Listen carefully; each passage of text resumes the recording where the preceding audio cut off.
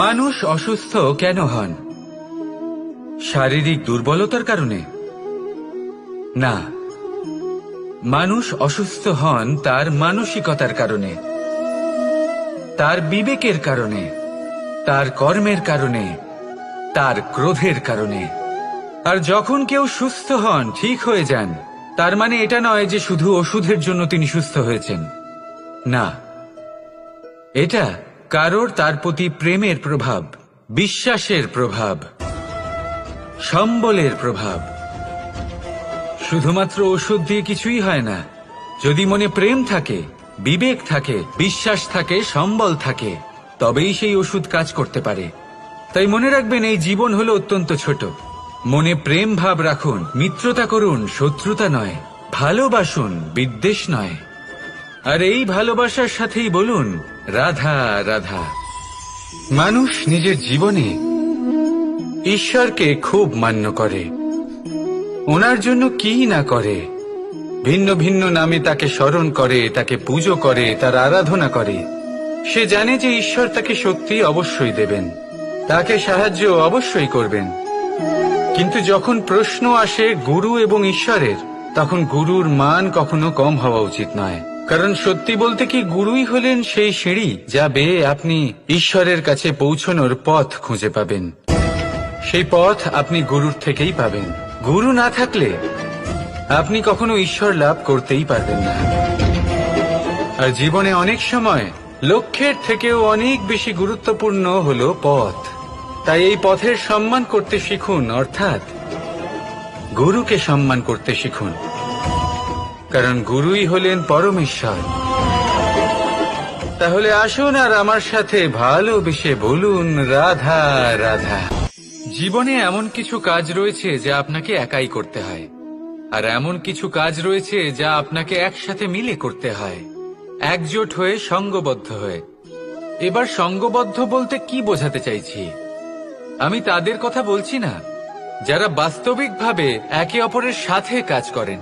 আমি তাদের কথা বলছি যারা একে অপরের থেকে দূরে থেকেও একে অপরকে বিশ্বাস করেন। আমি আগেও বলেছিলাম, সমস্ত বিশ্বের আশা বিশ্বাসেই বসবাস করে, তাই না? তাই যেখানে সমস্ত বিশ্ব আছে, সমস্ত সংসার আছে, সেইখানেই বিশ্বাস রয়েছে। তাই আপনার আশেপাশে এমন দল সঙ্গবদ্ধ করুন যাদের আপনার উপর বিশ্বাস আছে আর যাদেরকে আপনি বিশ্বাস করতে পারেন। তাহলে আসুন আর আমার সাথে ভালোবেসে বলুন রাধা রাধা। মানুষ এক অত্যন্ত বিচিত্র প্রাণী। পরিকল্পনা করে, ষড়যন্ত্র করে, প্রচেষ্টা করে, কাউকে পরাজিত করার চেষ্টাও করে। সাপকে একটা দড়ি মনে করে হাতে চেপে ধরার চেষ্টা করে, কিন্তু একটা কথা বুঝতেই পারে না, সময়ের এই সাপ, এটা হাতে চেপে ধরাই যায় না। আর আপনি যা করবেন তা আবার ফিরে আসবে আপনারই সামনে। দেখুন, এতে কিছুই যায় আসে না যে আপনি কুম্ভকারের পুত্র নাকি কৃষ্ণের পুত্র। যদি আপনি অনুচিত কর্ম করেন তাহলে আপনার সাথেও অনুচিতই হবে। অশুভ কর্ম করলে আপনার সাথেও অশুভই হবে। কুরু বংশ অত্যন্ত মহান বংশ ছিল। এই কুরু বংশ কি হলো তার সাথে? একটা গোটা বংশ বয়ে গেল, কারণ ওনাদের উদ্দেশ্য অশুভ ছিল। অন্যদিকে 5 জন বনবাসী পাণ্ডব মহাভারত বিজয়ী হলেন, কারণ তাদের উদ্দেশ্য শুভ ছিল। তাই মনে রাখবেন, শুভ অগ্নি প্রজ্বলিত করবেন, শুভ তাপ সঞ্চার হবে। অশুভ অগ্নি প্রজ্বলিত করবেন, নরকেই জ্বলতে হবে। তাহলে আসুন আর আমার সাথে ভালোবেসে বলুন রাধা রাধা। আমরা যে মানুষকে চাই, যাকে আমরা ভালোবাসি, তাকে একটা উপহার অবশ্যই দিতে চাই। এমন এক উপহার যা ওনার ভালো লাগবে, যা শ্রেষ্ঠ হবে, অতি প্রিয় হবে, বহুমূল্য হবে, বা বলতে পারেন মূল্যবান হবে। তাই আমরা কি করি? আমরা বাজারে যাই, তার জন্য স্বর্ণ, আভূষণ, হিরে, মুক্ত এইসব নিয়ে আসি। কিন্তু এটাই কি সর্বশ্রেষ্ঠ উপহার? কখনোই নয়। সর্বশ্রেষ্ঠ উপহার হল স্বাধীনতা, তাকে নিজের মনের মতো বাঁচার স্বাধীনতা। যদি আপনি কাউকে স্বাধীনতা না দিতে পারেন, তাহলে সে কোথাও না কোথাও বন্দী হয়ে যায়, তার বিকাশ কোথাও না কোথাও আটকে যায়। কিন্তু যদি আপনি কাউকে স্বাধীনতা দিতে পারেন, তাহলে আপনি দেখবেন ও সমস্ত সংসারকে, এই জীবনকে নিজের দৃষ্টিভঙ্গি দিয়ে দেখবে, বুঝবে যে কোনটা হলো উচিত আর কোনটা হলো অনুচিত, আর এটাই হলো সর্বশ্রেষ্ঠ। আর এবার যদি কাউকে স্বাধীনতার মাধ্যমে এত বড় একটা শক্তি দিতে পারেন, তাহলে আপনি আমাকে বলুন, এর থেকে বড় উপহার আর কি হতে পারে? আসুন আর আমার সাথে ভালোবেসে বলুন, রাধা রাধা। আপনার জীবনে আপনার প্রকৃত বন্ধু আসলে কে? আপনার সব থেকে শ্রেষ্ঠ মিত্র আসলে কে? তিনি যিনি সময় এলে পরে আপনাকে সাহায্য করেন, নাকি তিনি যিনি সময় এলে পরে আপনাকে অর্থ দেন?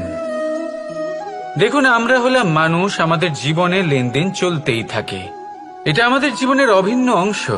কিন্তু অনেক সময় এমন হয় যে আমরা তাকেই নিজের প্রকৃত বন্ধু বলে মনে করি, যিনি আমাদের একটা বহুমূল্য উপহার দেন, ঠিক কিনা? এবার আপনার জীবনে সেই বহুমূল্য উপহার কোনটা, ওই অমূল্য মিত্র আসলে কে, সেই সিদ্ধান্ত হলো আপনার। কিন্তু যদি আপনি আমাকে জিজ্ঞেস করেন, তাহলে আমার মতে স্বর্ণ, হিরে, মুক্ত, ধন এগুলো বহুমূল্য নয়। বহুমূল্য হলো সঙ্গ, যখন আপনি একা হয়ে যাবেন, সময়, যখন আপনার তাকে প্রয়োজন হবে, সমর্পণ, যখন আপনার বিশ্বাসের প্রয়োজন পড়বে। যে মানুষ আপনার প্রতি এই 3 গুণ প্রদর্শন করেন, যিনি আপনার কঠিন সময়ে আপনাকে অবশ্যই সঙ্গ দেবেন, যখন আপনার প্রয়োজন পড়বে আপনাকে অবশ্যই সময় দেবেন, আপনার প্রতি সম্পূর্ণ সমর্পিত থাকবেন, সেই হলো আপনার আসল মিত্র, সেই হলো আপনার প্রকৃত বন্ধু। কারণ সত্যি বললে, বন্ধুত্বের অর্থই হলো নিজেকে সম্পূর্ণরূপে কারোর কাছে সমর্পণ করে দেওয়া। তাই আপনার সেই বন্ধুর জন্য নিজের প্রাণ উজাড় করে দিন, আর ভালোবেসে বলুন, রাধা রাধা। পিতা আর পুত্রের সম্পর্ক অত্যন্ত মধুর হয়ে থাকে। পিতা স্বপ্ন দেখেন, তাকে পূর্ণ করার সকল সম্ভাব্য চেষ্টা করেন, কিন্তু তাও অনেক সময় ওনার স্বপ্ন অপূর্ণ থেকে যায়। তখন পিতা ভাবেন যে স্বপ্ন উনি পূর্ণ করতে পারেননি, ওনার সন্তান তা অবশ্যই পূরণ করবে। যে স্থানে উনি কখনো পৌঁছতে পারেননি, সেই স্থানে ওনার পুত্র অবশ্যই পৌঁছবে।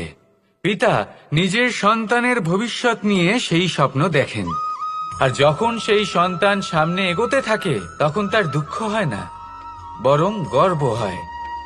ওনার ভালো লাগে এটা দেখে যে ওনার সন্তান অনেক উন্নতি করছে। কিন্তু যখন সন্তান নিজের অভিভাবকের শক্তি দেখে, তার যশ দেখে হিংসা করতে থাকে, সমস্যা সেইখানেই শুরু হয়। সেই জন্য সকল সন্তানকে এটা মনে রাখতে হবে, দেখুন, পুত্র হবার সুবাদে, এক সন্তান হবার সুবাদে এটা হলো আপনার অধিকার যে আপনি আপনার পিতার থেকে বেশি উন্নতি করবেন। আপনার পিতাও এটাই চান, কিন্তু সুস্থভাবে এটা করুন। একটা রেখা টেনে নিন, যাতে আপনি তাতে এগোতে পারেন, আর আপনার পিতার তাতে গর্ববোধ হয়, আর সেই বিষয়ে দুঃখ না হয় যে আমার সন্তান আমাকেই ছোট করার চেষ্টা করছে। ইতিহাস সাক্ষী রয়েছে, যে মানুষ অন্য কাউকে ছোট করার চেষ্টা করেছেন, সেই মানুষই ছোট হয়ে গেছেন। আর আমার মনে হয় না আপনি এটা চান, কারণ কোনো একদিন আপনিও কারোর পিতা হবেন। আসুন আমার সাথে ভালোবেসে বলুন, রাধা রাধা। মানুষ তার জীবনে 2 ধরনের পরিস্থিতিকে খুব ভয় পায়। 1, কোনো কারণবশত কারোর সামনে নত হওয়া। 2, কোনো কারণে নিজের চরিত্র থেকে, নিজের মূল্যবোধ থেকে বিচ্যুত হওয়া। এবার কেন হয় এরকম যে কথায় কথায় কারোর সামনে নত হতে হয়? কেন বারংবার নিজের চরিত্র থেকে চ্যুত হতে হয়? এরকম কেন হয়? এটা তখনই হয় যখন আমাদের শিক্ষা এবং মূল্যবোধের অভাব থাকে। যদি মানুষের মধ্যে প্রকৃত শিক্ষা থাকে তাহলে এই সংসারে কোনো সময় এবং কারোর সামনেই নত হওয়ার কোনো প্রয়োজন নেই। যদি মানুষের মধ্যে মূল্যবোধ থাকে তাহলে তাকে নিজের মূল্যবোধ বা চরিত্র থেকে বিচ্যুত হতে হয় না, তা সে যাই হয়ে যাক না কেন। কোনো বালককে যদি জন্ম থেকেই সুশিক্ষার অধিকারী করা হয়, শিক্ষিত করা হয়, মূল্যবোধের অধিকারী করা হয়, তবে সে এই সংসারে এমন কর্ম করবে যাতে সে নিজেকে, নিজের পরিবারকে, সমগ্র সমাজকে গর্বিত করতে পারে। শিক্ষা লাভ করুন, মূল্যবোধ লাভ করুন এবং আমার সাথে ভালোবেসে বলুন, রাধা রাধা। এই সংসারে কোনো বস্তু হোক বা ব্যক্তি হোক, তার একার গুরুত্ব কিন্তু খুব বেশি নয়। একটা উদাহরণ হিসেবে বৃষ্টির ফোঁটাকে ভেবে দেখুন। যদি একটি বৃষ্টির ফোঁটা হয় তাহলে তার খুব বেশি গুরুত্ব থাকে না, কিন্তু যখন সহস্র বৃষ্টির ফোঁটা মেঘের মধ্যে দিয়ে ঝরে পড়ে তখন সেটা বর্ষার রূপ ধারণ করে। সেই বর্ষা যা এই প্রকৃতিকে শান্ত করে। সেইভাবেই পাথরের ছোট টুকরো, তার খুব বেশি গুরুত্ব থাকে না, কিন্তু যখন অসংখ্য পাথরের টুকরো একত্রিত হয় তখন তা পর্বতের আকার ধারণ করে। সেইভাবেই কিছু মানুষ যখন একত্রিত হন তখন তৈরি হয় পরিবার, কিছু পরিবার যখন একত্রিত হয় তখন তৈরি হয় সমাজ, যখন অনেক সংখ্যক সমাজ একত্রিত হয় তখন তৈরি হয় রাজ্য। এবার এই রাজ্যের সবথেকে গুরুত্বপূর্ণ ব্যক্তি হতে পারেন রাজা, কিন্তু তাও সেই রাজা একা কিছু করতে পারেন না। যুদ্ধ লড়ার সময় তারও নিজের সৈন্যদলকে প্রয়োজন পড়ে। কিন্তু এই সংসারে এমন একজন ব্যক্তি আছেন যিনি একাই সব কাজ করতে থাকেন, এবং সেই ব্যক্তি হলেন মা। আমাদের জীবনে একজন পিতার ভূমিকা কিন্তু নিঃসন্দেহে অমূল্য, কিন্তু আমাদের সকলের জীবনে যে ভূমিকা একজন মায়ের তা অন্য কারোর থাকে না। একজন মা একাই সন্তানকে বড় করতে পারেন, সংস্কারী করে তুলতে পারেন, তার জন্য পরিশ্রম করেন। আর এত কিছু কাজ করার পরেও তার কাজের জন্য তিনি প্রশংসা অবশ্য পান না। উল্টে যদি সেই সন্তান অনুচিত পথে চালিত হয়, অনুচিত কর্ম করে, তখন সেই মাকেই অপবাদের পাত্র হয়ে উঠতে হয়। আমাদের জীবনে মায়ের যোগদান কতটা সেটা বুঝুন। আপনাকে বড় করে তোলার জন্য উনি কতটা পরিশ্রম করেছেন সেটা বুঝুন। আজ থেকে, এখন থেকে, এই মুহূর্ত থেকে মাকে সম্মান করতে শিখুন। যখন সময় পাবেন, যখন সুযোগ হবে, তখন তার প্রশংসা করুন, ওনারও ভালো লাগবে। আর মায়ের এই মমতার জন্য, তার এই ভূমিকার জন্য আসুন সবাই মিলে আমরা তাকে প্রণাম করি, আর সকলে মিলে ভালোবেসে বলি, রাধা রাধা। মানুষের মানসিকতা এমন হয় যে সে যতটা করে আশা করে যে তার থেকে অনেক বেশি তার বদলে সে পাবে। দেখুন, সবকিছুই আপনার ভাবনা চিন্তার উপর নির্ভর করছে। আপনি যদি ফলের বিষয়ে ভেবে কর্ম করতে থাকেন তাহলে সেটা অনুচিত। জীবনের আসল আনন্দ হলো নিজের কর্ম করতে থাকা, ফলের চিন্তা করা উচিত নয়। যদি আপনি এরকম ভাবেন যে আমি এতটা করছি, আমার এতটা পাওয়া উচিত, সেই ভাবনা অনুচিত। যদি আপনি সেবার মানসিকতা নিয়ে কর্ম করতে থাকেন, কর্মচক্রে প্রবাহিত হন, যদি আপনি এমন ভাবনা রাখেন যে আমি এতটা পাচ্ছি তাই এর থেকে অনেক বেশি আমি কর্ম করব, তাহলে নিশ্চিতরূপে আপনি যতটা করছেন তার থেকে অনেক বেশি আপনি পাবেন, আপনার আশার থেকে অনেক বেশি আপনি পাবেন। শুধু জীবনে অনেক বেশি কাজ করতে থাকুন, ফলের চিন্তা করবেন না। আর মনে রাখবেন, এই ভাবনাই সব থেকে বড় বীজ। কর্মের উপর বিশ্বাস রাখুন, জীবনে যা যা আপনি চান সবই সুখময় হবে। আসুন আর আমার সাথে ভালোবেসে বলুন, রাধা রাধা। আপনি কখনো পর্বতের শিখরে উঠেছেন? আপনি দেখতে পাবেন পর্বতের পদতলে প্রচুর সুন্দর ফুল রয়েছে, সবুজ বনানী রয়েছে। যত আপনি ওপরে উঠতে থাকবেন তত ফুল কমতে থাকবে, সবুজ বনানী কমতে থাকবে। আরো কিছুটা ওপরে উঠলে কাঁটা জাতীয় গাছ দেখতে পাবেন, শুকনো গাছ দেখতে পাবেন। আরো যদি ওপরে ওঠেন তাহলে পাষাণ দেখতে পাবেন। আরো ওপরে উঠলে হিমখণ্ড দেখতে পাবেন। এই যে পর্বত, তা মনুষ্য জীবনের সব থেকে উত্তম উদাহরণ। মানুষ যখন সাফল্যের শিখরে পৌঁছতে চান, মহানুভবতার শিখরে পৌঁছতে চান, পথে যত আস্তে আস্তে উপরে উঠতে থাকেন, ততই ভৌতিক বস্তু তার থেকে বিচ্ছিন্ন হতে থাকে। যদি তিনি সেই ভৌতিক বস্তুগুলি ত্যাগ না করতে পারেন, তাহলে কখনোই সেই স্থানে পৌঁছতে পারবেন না। আর মানুষ যদি উচিত ত্যাগ করতে পারেন, পথে অগ্রসর হতে থাকেন, এগোতে থাকেন, তাহলে একদিন না একদিন তিনি মহানুভবতার, জ্ঞানের, সাফল্যের হিমের স্বাদ অবশ্যই লাভ করবেন। মনে রাখবেন, মানব জীবনের ত্যাগ হলো অত্যন্ত গুরুত্বপূর্ণ অংশ। আসুন আমার সাথে ভালোবেসে বলুন, রাধা রাধা। আপনি কখনো কোনো বাজকে নিজের বাসা বানাতে দেখেছেন? এই বাজ যখনই কোনো বাসা বানায়, তখন উঁচু গাছের ডালে বা কোনো পর্বতের শিখরে বাসা বানায়, অনেক উচ্চতায়। আর সেখানে তার সন্তানও জন্মগ্রহণ করে। যখন এই সন্তানেরা জন্মায়, তখন এই বাজ খুবই ভালোবেসে এবং খুব সাবধানে এদের পালন পোষণ করে। নিজের ঠোঁট দিয়ে তাদের ঠোঁটে খাবার পরিবেশন করে। কিন্তু যেই সেই সন্তানেরা হৃষ্টপুষ্ট হয়ে যায় এবং সেই কথা বাজ নিজে বুঝতে পেরে যায়, সেই বাজ নিজেই সেই বাসা ছিন্ন ভিন্ন করে দেয়। সেই সন্তান যাদের সবেমাত্র ডানা গজিয়েছে, কিভাবে উঠতে হয় তারা জানে না, সেই সন্তানগুলিকে উচ্চতা থেকে ঠেলে দেয়। সেই সন্তান প্রথমে ভয়ভীত হয়ে যায়। তারা সামনে মৃত্যুকে দেখতে পেয়ে ভয়ের কারণে তাদের ডানা ঝাপটাতে থাকে। আর সেই প্রক্রিয়াতেই সেই সন্তানগুলি উড়তে শুরু করে দেয়। এবার এই ঘটনায় আমরা কি শিক্ষা পেতে পারি? এটাই, যদি আপনি মাতা পিতা হন, তাহলে নিজের সন্তানকে অবশ্যই স্নেহ করুন, কিন্তু তাদেরকে নিজের আঁচলের তলায় বেঁধে রাখবেন না। যদি আপনি চান আপনার সন্তান জীবনে উন্নতি করুক, তাহলে নিজের মুঠো থেকে তাদের স্বতন্ত্র করে দিন। এই সংসারে সংঘর্ষ করতে দিন। সেই সন্তান নিজেই বুঝতে পারবে যে জন্মের সময় পাওয়া ডানা কি করে ব্যবহার করতে হয়।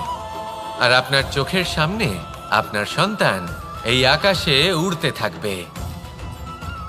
তাহলে আসুন আমার সাথে ভালোবেসে বলুন, রাধা রাধা। এই সংসারে সব থেকে বড় ব্যক্তি কে? আপনি বলবেন, এ কেমন ধরনের প্রশ্ন? কিন্তু এটা হলো সব থেকে উচিত প্রশ্ন। কেউ এর উত্তর দেবে যে সেই মহাপ্রতাপী রাজা, তিনি হলেন সব থেকে বড় ব্যক্তি, সেই বড় রাজনীতিবিদ, তিনিই সব থেকে বড় ব্যক্তি। আমি আপনাকে জানাই যে সংসারের সব থেকে বড় ব্যক্তি হলেন তিনি, যার সাথে দেখা করলে আপনি নিজেকে ছোট মনে করবেন না। কোনো ব্যক্তি যিনি সব থেকে বেশি শক্তিশালী, আপনি যদি তার সামনে যান, তাহলে উনি আপনার অন্তরের শক্তিকে বাইরে বের করে আনবে। আপনার অন্তরের লুকিয়ে থাকা শক্তিকে জাগ্রত করতে প্রেরণা প্রদান করবে। তিনি হলেন বড় ব্যক্তি, তিনি হলেন মহান ব্যক্তি। তিনি নন যিনি নিজের বল এবং ঐশ্বর্য দ্বারা আপনাকে তার সামনে ছোট প্রমাণ করবেন। এবং সেই জন্য মহাদেব আমার আরাধ্য হলেন আমার খুব প্রিয়। কারণ রাজা হোক বা ফকির, কেউ যদি ওনার সামনে যান, তাহলে সে নিজেকে ছোট মনে করেন না। আপনিও যদি জীবনে অনেক বড় হতে চান, তাহলে কাউকে কখনো নিজেকে ছোট মনে করতে দেবেন না। তার অন্তরে বড় হয়ে ওঠার প্রেরণা প্রদান করুন। আসুন আমার সাথে ভালোবেসে বলুন, রাধা রাধা। সূচের শেষে একটি ছিদ্র থাকে, যার দ্বারা আমরা এই সুতো পরাতে পারি। আর তারপর সূচের সাহায্যে এই সুতো দিয়ে বস্ত্র সেলাই করা যায়। কিন্তু যদি সুতোটা সোজা করে ধরা না হয়, তাহলে সূচে কখনো এই সুতো পরানোই সম্ভব নয়। যদি এতে কোনো গিঁট পড়ে, তখন তা কখনোই এই ছিদ্র দ্বারা প্রবেশ করা সম্ভব নয়। ঠিক এইভাবেই যদি আপনি কারোর জীবনে প্রবেশ করতে চান, কারোর অন্তরে প্রবেশ করতে চান, তাহলে আপনাকেও সহজ থাকতে হবে। এতে কোনো গিট থাকলে চলবে না, অর্থাৎ মনে যাতে কোনো মালিন্য না থাকে, যেন কোনো কুচিন্তা না থাকে। যদি এসব থাকে তাহলে আপনি কখনো কারোর জীবনে প্রবেশ করতে পারবেন না। আর যদি কোনোভাবে আপনি প্রবেশ করেও যান তাহলে তার মনে ঘর করতে পারবেন না। নিজেকে এই সুতোর মতন করে তুলুন, সহজ। মনে যেন কোনো কুচিন্তা না থাকে, সবার প্রতি যেন সদ্ভাবনা থাকে, শুভ চিন্তা থাকে। এমনটা করতে থাকুন। এমন একটা দিন আসবে যেদিন এই সমস্ত সংসারের ব্যক্তির মনে আপনি বাস করবেন, আর তখন এই মন প্রসন্ন হয়ে বলবে, রাধা রাধা। কথায় আছে যে এমন কোনো অক্ষর নেই যার দ্বারা কোনো মন্ত্র হয় না, এমন কোনো বনস্পতি নেই যা নিজেই একটা ঔষধি নয়, পৃথিবীর এমন কোনো ব্যক্তি নেই যার মধ্যে কোনো যোগ্যতা থাকে না। শুধু প্রয়োজন হলো যে ব্যক্তিকে আমরা খুঁজে চলেছি তাকে সঠিকভাবে চিনে নেওয়া। যদি তার যোগ্যতা, তার বিশেষত্ব আমরা বুঝতেই না পারি, তাহলে আর লাভ কি রইল? এই সংসারে এমন অনেক ব্যক্তি রয়েছেন যারা ছোট ছোট অসফলতার কারণে আপনাকে এটা বলে দেবে যে আপনি কোনো কাজের নন, আপনি হলেন মূর্খ, আপনি কিছুই করতে পারবেন না। এইসব কথায় কখনোই বিশ্বাস করবেন না, কারণ আপনি এবং প্রত্যেকটি জীব এই পরমাত্মা এবং এই প্রকৃতির সৃষ্টি, যা অত্যন্ত বিশেষ। যদি আপনাকে উদাহরণ দিই তাহলে একদিকে আছে তরোয়াল, একটা বড় লম্বা তরোয়াল যার দ্বারা যুদ্ধ করা যায়, জয়লাভ করা যায়। আর অন্যদিকে রয়েছে একটা ছোট্ট সূচ, কিন্তু যে কাজ একটা ছোট্ট সূচ করতে পারে তা একটা তরোয়াল দ্বারা সম্ভব নয়। এর অর্থ হলো এটাই যে প্রত্যেকটা রচনা অত্যন্ত অমূল্য এবং অত্যন্ত বিশেষ হয়। তাহলে বিশ্বাস রাখুন যে আপনি অত্যন্ত বিশেষ একজন, আর প্রেমের সাথে বলুন, রাধা রাধা। এটা হলো ধান গাছ। এর থেকে যে চাল উৎপন্ন হয় তা মানুষ গ্রহণ করেন। আর এটা কি? এ হলো জংলি ঘাস। একবার ভেবে দেখুন, যদি এই জংলি ঘাস ধান গাছের আশেপাশে থাকে তাহলে কি হবে? ধান উৎপন্ন হতে পারবে? তা উৎকৃষ্ট হতে পারবে? আমরা কি তা গ্রহণ করতে পারবো? কখনোই নয়। এই জংলি ঘাস ধানকে নষ্ট করে দেবে, কিন্তু নিজে জীবিত থাকবে। এটাই হলো আজকের শিক্ষা। এই সংসারে যদি আপনি নীতির পথে চলতে চান, উচিত কর্ম করতে চান, সংসারকে সেবা করতে চান, তাহলে জংলি ঘাসের মতো ব্যক্তিদের থেকে সবসময় দূরে থাকতে হবে। সেই ব্যক্তি যারা দুর্নীতি এবং মিথ্যা দ্বারা পরিপূর্ণ, যাদের ব্যবহার অশুভ, যাদের অনেক অশুভ গুণ রয়েছে, তারা সঠিক নয়। সেই সকল ব্যক্তি যাদের চরিত্র অত্যন্ত দুষ্ট হয়, তারা হয় শুভ চরিত্রের ব্যক্তিকে একদম নষ্ট করে দেয়, নয় নিজের মতো বানিয়ে তোলে। তাই যদি আপনি নীতির পথে চলতে চান, এই সংসারের জন্য শুভ কর্ম করতে চান, তাহলে সেই সঙ্গ লাভ করুন যে সঙ্গ জ্ঞানে পরিপূর্ণ, যাদের মধ্যে অনেক গুণ আছে, যাদের থেকে প্রতিদিন কিছু শিখতে পারবেন। এমন ব্যক্তির সাথে জীবন অতিবাহিত করুন। দুরাচারীদের থেকে দূরে থাকুন। তবেই এই মন প্রসন্ন হয়ে বলবে, রাধা রাধা। পঞ্চতত্ত্বের মধ্যে দ্বিতীয় তত্ত্ব হল ধরণী, ভূমি, যাকে আমরা ধরণী মাতা বলি। এই ধরণী ধৈর্য ধারণ করে, আর এর ওপরেই আমাদের সমগ্র সংসার নির্ভরশীল। কারণ এই ভূমি সহ্য ক্ষমতা রাখে। এর সহ্য ক্ষমতা হলো অপরিসীম। সন্তান যতই আঘাত প্রদান করুক না কেন, প্রেম পূর্বক সহ্য করে, আর তার বদলে অমূল্য রত্ন প্রদান করে। সন্তান যদি হাল চালায়, তাহলে তার বদলে তাকে অন্ন প্রদান করে। এটাই হলো ধরণী। এবার এর থেকে আমরা কি শিক্ষা পেতে পারি? এটাই যে কারোর জন্য কিছু করা বা কাউকে কিছু দেওয়া মনে কোনো কামনা ছাড়াই। আর এই কথাটা বুঝে যান, যদি কারোর জন্য কামনা না রেখে বা কোনো পাওয়ার আশা না রেখে কারোর জন্য কিছু করেন বা কারোকে কিছু দেন, যদি এটা আপনি শিখতে পারেন, তবে আপনি ভালোবাসতে শিখে গেছেন। আর সেই জন্যই এই ধরিত্রীকে মাতা বলা হয়, কারণ মাতা শুধু উনি নন যিনি গর্ভে সন্তানকে ধারণ করেন, মাতা তো উনিও যিনি জীবন বাঁচতে শেখান, যিনি জীবন বাঁচার উদাহরণ প্রদান করেন। তাহলে ধরনীর থেকে এই নিঃস্বার্থ ভাব শিখুন, নিঃস্বার্থ ভালোবাসা শিখুন, আর এই ভালোবাসার সাথেই বলুন রাধা রাধা। এই সংসারে আমরা প্রকাশ কোথা থেকে পাই? এর উত্তর বড়ই সরল। ভোরে যখন সূর্যোদয় হয় তখন প্রকাশের কিরণ আমাদের ঘরে এসে পৌঁছয়। এইভাবেই আমরা প্রকাশ লাভ করি। এবার এই প্রকাশের আলোতেই আমরা সারাদিনের কাজ সম্পন্ন করি। সন্ধে হয়ে যায়, সূর্যাস্তও হয়ে যায়, আর আমাদের ঘর যাতে অন্ধকার না হয় তার জন্য আমরা একটা প্রদীপ প্রজ্বলিত করি। এটাই ঘটে আমাদের জীবনেও। এবার প্রবাহমান আয়ুর সাথে আমরা আমাদের অন্তরে যদি একটা প্রদীপ প্রজ্বলিত করে নিই তাহলে বিষয়টাই অন্যরকম হবে। এবার আপনি বলবেন কোন প্রকাশের কথা বলছি যা আমাদের অন্তরে জাগ্রত করা সম্ভব? আমাদের আত্মার মাঝে প্রেমের প্রকাশ জাগ্রত করার কথা বলছি। কারণ আমাদের এই জীবন এও হলো দিনের আলোর মতো। আজ প্রকাশ আছে, কিন্তু কোনোদিন অবশ্যই অস্ত হবে। কিন্তু অস্ত হবার আগে যদি আমরা আমাদের আত্মার মাঝে প্রেমের এই প্রকাশ উজ্জ্বলিত করে নিই তাহলে আমাদের সন্ধ্যাকালও আমরা আনন্দে এবং প্রেমে যাপন করব। তাহলে আসুন আর আমার সাথে ভালোবেসে বলুন রাধা রাধা। লোকে বলে জীবনে মেলামেশা করা অত্যন্ত আবশ্যক। এতে সম্পর্কের আধারও হয়, আবার ব্যবসাও চলে। কিন্তু সবচেয়ে বেশি গুরুত্বপূর্ণ হলো ব্যবহার। তাই এই বিষয়ে ভাবুন, আপনার জীবনে কে আপনার সাথে মেলামেশা করবে তা নিশ্চিত করে সময়। আপনি আপনার জীবনে কার সাথে মেলামেশা করবেন তা নিশ্চিত করবে আপনার হৃদয়।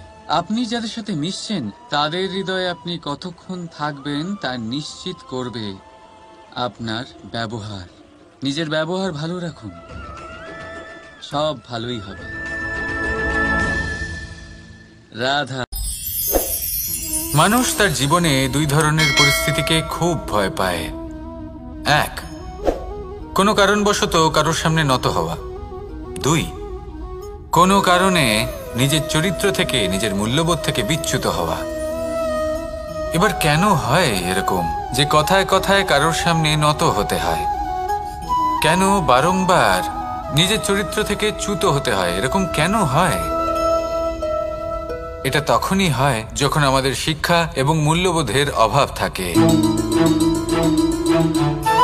যদি মানুষের মধ্যে প্রকৃত শিক্ষা থাকে তাহলে এই সংসারে কোনো সময় এবং কারোর সামনেই নত হওয়ার কোনো প্রয়োজন নেই। যদি মানুষের মধ্যে মূল্যবোধ থাকে তাহলে তাকে নিজের মূল্যবোধ বা চরিত্র থেকে বিচ্যুত হতে হয় না, তা সে যাই হয়ে যাক না কেন। কোনো বালককে যদি জন্ম থেকেই সুশিক্ষার অধিকারী করা হয়, শিক্ষিত করা হয়, মূল্যবোধের অধিকারী করা হয়, তবে সে এই সংসারে এমন কর্ম করবে যাতে সে নিজেকে, নিজের পরিবারকে, সমগ্র সমাজকে গর্বিত করতে পারে। শিক্ষা লাভ করুন, মূল্যবোধ লাভ করুন এবং আমার সাথে ভালোবেসে বলুন রাধা রাধা। এই সংসারে কোনো বস্তু হোক বা ব্যক্তি হোক, তার একার গুরুত্ব কিন্তু খুব বেশি নয়। একটা উদাহরণ হিসেবে বৃষ্টির ফোঁটাকে ভেবে দেখুন। যদি একটি বৃষ্টির ফোঁটা হয় তাহলে তার খুব বেশি গুরুত্ব থাকে না, কিন্তু যখন সহস্র বৃষ্টির ফোঁটা মেঘের মধ্যে দিয়ে ঝরে পড়ে তখন সেটা বর্ষার রূপ ধারণ করে। সেই বর্ষা যা এই প্রকৃতিকে শান্ত করে। সেইভাবেই পাথরের ছোট টুকরো, তার খুব বেশি গুরুত্ব থাকে না, কিন্তু যখন অসংখ্য পাথরের টুকরো একত্রিত হয় তখন তা পর্বতের আকার ধারণ করে।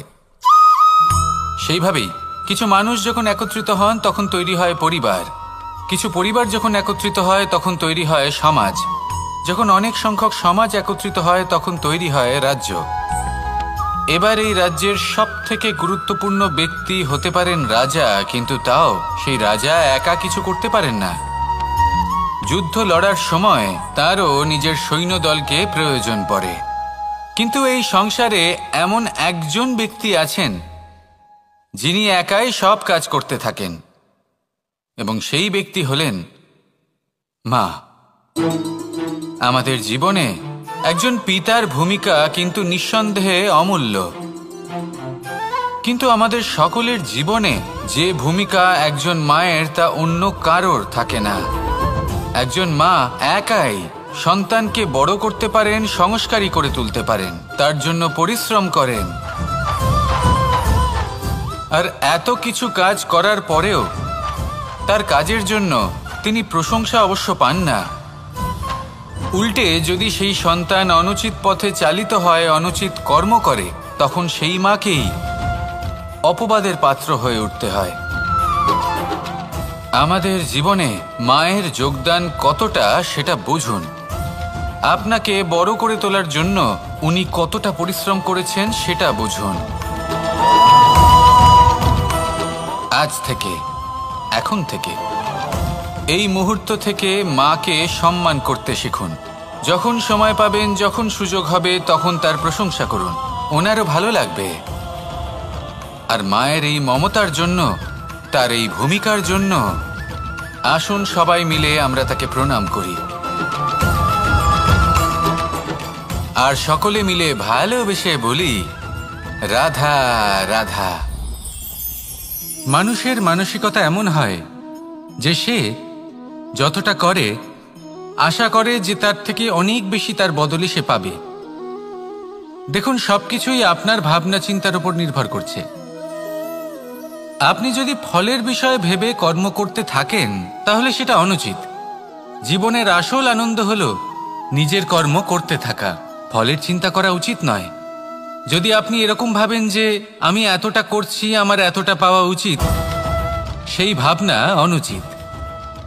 যদি আপনি সেবার মানসিকতা নিয়ে কর্ম করতে থাকেন, কর্মচক্রে প্রবাহিত হন, যদি আপনি এমন ভাবনা রাখেন যে আমি এতটা পাচ্ছি তাই এর থেকে অনেক বেশি আমি কর্ম করব, তাহলে নিশ্চিতরূপে আপনি যতটা করছেন তার থেকে অনেক বেশি আপনি পাবেন, আপনার আশার থেকে অনেক বেশি আপনি পাবেন। শুধু জীবনে অনেক বেশি কাজ করতে থাকুন, ফলের চিন্তা করবেন না। আর মনে রাখবেন, এই ভাবনাই সব থেকে বড় বীজ। কর্মের উপর বিশ্বাস রাখুন, জীবনে যা যা আপনি চান সবই সুখময় হবে। আসুন আর আমার সাথে ভালোবেসে বলুন রাধা রাধা।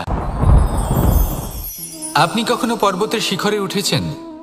আপনি দেখতে পাবেন পর্বতের পদতলে প্রচুর সুন্দর ফুল রয়েছে, সবুজ বনানী রয়েছে। যত আপনি ওপরে উঠতে থাকবেন তত ফুল কমতে থাকবে, সবুজ বনানী কমতে থাকবে। আরো কিছুটা ওপরে উঠলে কাঁটা জাতীয় গাছ দেখতে পাবেন, শুকনো গাছ দেখতে পাবেন। আরো যদি ওপরে ওঠেন তাহলে পাষাণ দেখতে পাবেন। আরো উপরে উঠলে হিমখণ্ড দেখতে পাবেন। এই যে পর্বত, তা মনুষ্য জীবনের সব থেকে উত্তম উদাহরণ।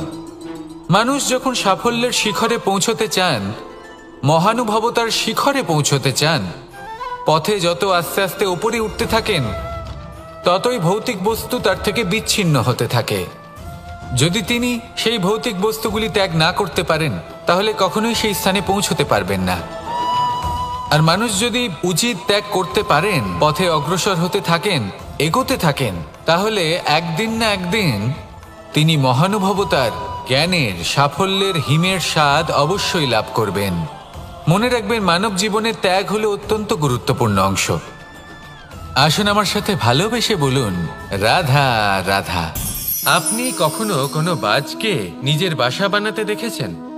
এই বাজ যখনই কোনো বাসা বানায় তখন উঁচু গাছের ডালে বা কোনো পর্বতের শিখরে বাসা বানায়, অনেক উচ্চতায়। আর সেখানে তার সন্তানও জন্মগ্রহণ করে। যখন এই সন্তানেরা জন্মায় তখন এই বাজ খুবই ভালোবেসে এবং খুব সাবধানে এদের পালন পোষণ করে। নিজের ঠোঁট দিয়ে তাদের ঠোঁটে খাবার পরিবেশন করে। কিন্তু যেই সেই সন্তানেরা হৃষ্টপুষ্ট হয়ে যায় এবং সেই কথা বাজ নিজে বুঝতে পেরে যায়, সেই বাজ নিজেই সেই বাসা ছিন্ন ভিন্ন করে দেয়। সেই সন্তান যাদের সবেমাত্র ডানা গজিয়েছে, কিভাবে উড়তে হয় তারা জানে না, সেই সন্তানগুলিকে উচ্চতা থেকে ঠেলে দেয়। সেই সন্তান প্রথমে ভয়ভীত হয়ে যায়। তারা সামনে মৃত্যুকে দেখতে পেয়ে ভয়ের কারণে তাদের ডানা ঝাপটাতে থাকে, আর সেই প্রক্রিয়াতেই সেই সন্তানগুলি উড়তে শুরু করে দেয়। এবার এই ঘটনায় আমরা কি শিক্ষা পেতে পারি? এটাই, যদি আপনি মাতা পিতা হন তাহলে নিজের সন্তানকে অবশ্যই স্নেহ করুন, কিন্তু তাদেরকে নিজের আঁচলের তলায় বেঁধে রাখবেন না।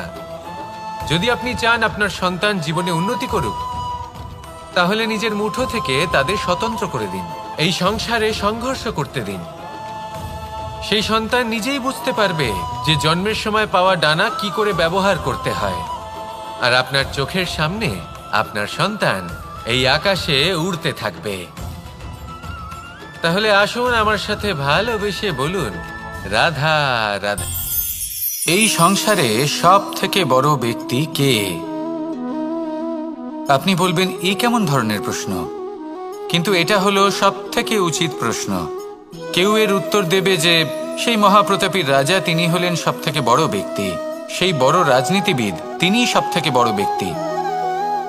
আমি আপনাকে জানাই যে সংসারের সব থেকে বড় ব্যক্তি হলেন তিনি, যার সাথে দেখা করলে আপনি নিজেকে ছোট মনে করবেন না।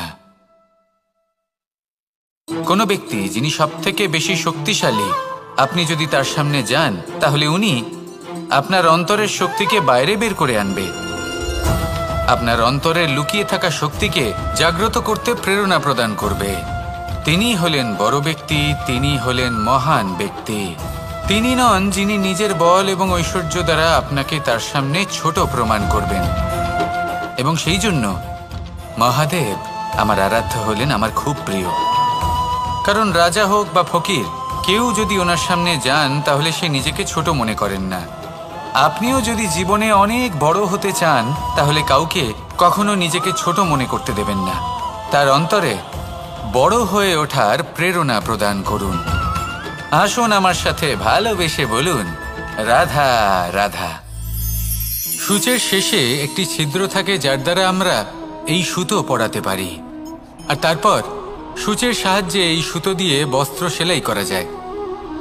কিন্তু যদি সুতোটা সোজা করে ধরা না হয় তাহলে সূচে কখনো এই সুতো পরানোই সম্ভব নয়। যদি এতে কোনো গিঁট পড়ে তখন তা কখনোই এই ছিদ্র দ্বারা প্রবেশ করা সম্ভব নয়। ঠিক এইভাবেই যদি আপনি কারোর জীবনে প্রবেশ করতে চান, কারোর অন্তরে প্রবেশ করতে চান, তাহলে আপনাকেও সহজ থাকতে হবে। এতে কোনো গিঁট থাকলে চলবে না, অর্থাৎ মনে যাতে কোনো মালিন্য না থাকে, যেন কোনো কুচিন্তা না থাকে। যদি এসব থাকে তাহলে আপনি কখনো কারোর জীবনে প্রবেশ করতে পারবেন না। আর যদি কোনোভাবে আপনি প্রবেশ করেও যান তাহলে তার মনে ঘর করতে পারবেন না। নিজেকে এই সুতোর মতন করে তুলুন, সহজ। মনে যেন কোনো কুচিন্তা না থাকে, সবার প্রতি যেন সদ্ভাবনা থাকে, শুভ চিন্তা থাকে। এমনটা করতে থাকুন। এমন একটা দিন আসবে যেদিন এই সমস্ত সংসারের ব্যক্তির মনে আপনি বাস করবেন, আর তখন এই মন প্রসন্ন হয়ে বলবে, রাধা রাধা। কথায় আছে যে এমন কোনো অক্ষর নেই যার দ্বারা কোনো মন্ত্র হয় না, এমন কোনো বনস্পতি নেই যা নিজেই একটা ঔষধি নয়, পৃথিবীর এমন কোনো ব্যক্তি নেই যার মধ্যে কোনো যোগ্যতা থাকে না। শুধু প্রয়োজন হলো যে ব্যক্তিকে আমরা খুঁজে চলেছি তাকে সঠিকভাবে চিনে নেওয়া। যদি তার যোগ্যতা, তার বিশেষত্ব আমরা বুঝতেই না পারি তাহলে আর লাভ কি রইল? এই সংসারে এমন অনেক ব্যক্তি রয়েছেন যারা ছোট ছোট অসফলতার কারণে আপনাকে এটা বলে দেবে যে আপনি কোনো কাজের নন, আপনি হলেন মূর্খ, আপনি কিছুই করতে পারবেন না। এইসব কথায় কখনোই বিশ্বাস করবেন না, কারণ আপনি এবং প্রত্যেকটি জীব এই পরমাত্মা এবং এই প্রকৃতির সৃষ্টি, যা অত্যন্ত বিশেষ। যদি আপনাকে উদাহরণ দিই তাহলে একদিকে আছে তরোয়াল, একটা বড় লম্বা তরোয়াল যার দ্বারা যুদ্ধ করা যায়, জয়লাভ করা যায়। আর অন্যদিকে রয়েছে একটা ছোট্ট সূচ, কিন্তু যে কাজ একটা ছোট্ট সূচ করতে পারে তা একটা তরোয়াল দ্বারা সম্ভব নয়। এর অর্থ হলো এটাই যে প্রত্যেকটা রচনা অত্যন্ত অমূল্য এবং অত্যন্ত বিশেষ হয়। তাহলে বিশ্বাস রাখুন, যে আপনি অত্যন্ত বিশেষ একজন। আর প্রেমের সাথে বলুন রাধা রাধা।